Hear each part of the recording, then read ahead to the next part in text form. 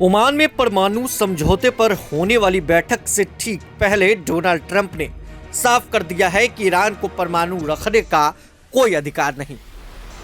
अमेरिकी राष्ट्रपति Donald Trump ने शुक्रवार को ईरान के परमाणु कार्यक्रम पर होने वाली महत्वपूर्ण बैठक से पहले कहा कि ईरान के पास परमाणु हथियार नहीं हो सकते। डोनाल्ड ट्रंप ने एयरफोर्स वन में संवाददाताओं से बातचीत करते हुए कहा कि मैं चाहता हूं कि ईरान एक अद्भुत, महान और खुशहाल देश बने, लेकिन उनके पास परमाणु हथियार नहीं हो सकते।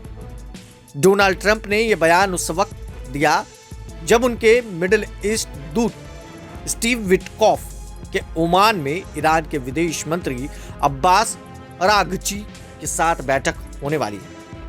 इससे पहले ईरान ने कहा था कि वह शनिवार को अमेरिका के साथ उच्च स्तरीय परमाणु वार्ता को एक वास्तविक मौका दे रहा है, जबकि राष्ट्रपति डोनाल्ड ट्रंप ने धमकी दी थी कि यदि वार्ता नाकाम हो गई तो वे बमबारी करेंगे। यानी आज होने वाली बैठक अगर नाकाम हो जाती है तो अमेरिका ईरान पर हमला शुरू कर सकता है। अमेरिकी समय के मुताबिक सोमवार को ट्रंप ने हैरान करते हुए एक घोषणा में कहा था कि वाशिंगटन और तेहरान ओमान में वार्ता शुरू करेंगे। आपको बता दें कि ओमान एक खाड़ी राज्य है। वो पहले भी पश्चिम और इस्लामी गणराज्य के बीच मध्यस्थता कर चुका है।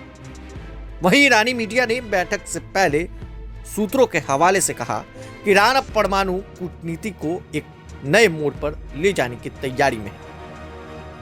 ईरान की रिपोर्ट के मुताबिक तेहरान अमेरिकी प्रशासन पर परमाणु हथियार मुक्त मिडिल ईस्ट की नीति को दोबारा से अपनाने का दबाव बनाएगा। इस नीति की मांग के पीछे ईरान की मंशा है कि इजराइल के परमाणु कार्यक्रम पर भी अंतर्राष्ट्रीय निगरानी और जवाबदेही तय।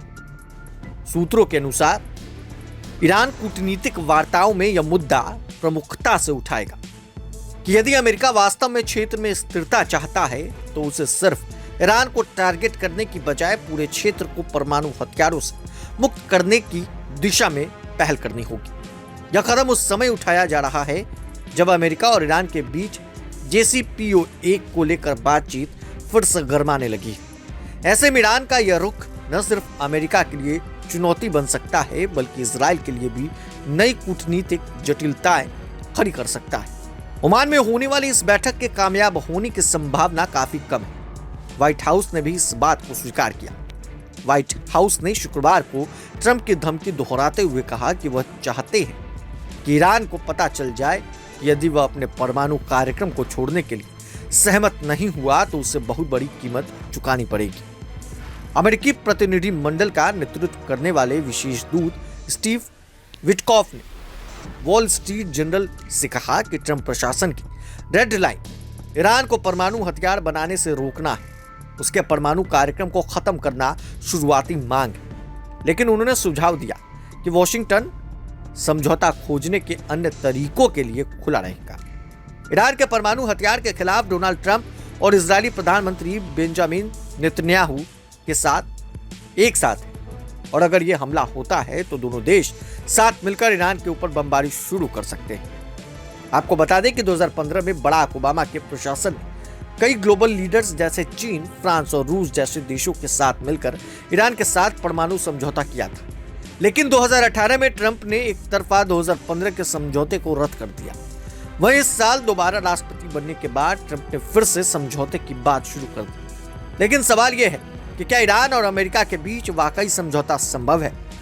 बाइडेन प्रशासन ने भी ईरान के साथ समझौता करने की कोशिश की थी, लेकिन इसके लिए ईरान की पहली शर्त यह थी कि अमेरिकी प्रतिबंधों की वजह से जो नुकसान हुआ है अमेरिका उसकी भरपाई करेगा।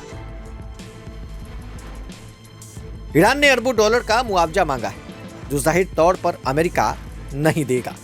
अब देखने वाली बात है कि आने वाले दिनों में क्या बवाल ईरान और अमेरिका के बीच देखने को मिलता है।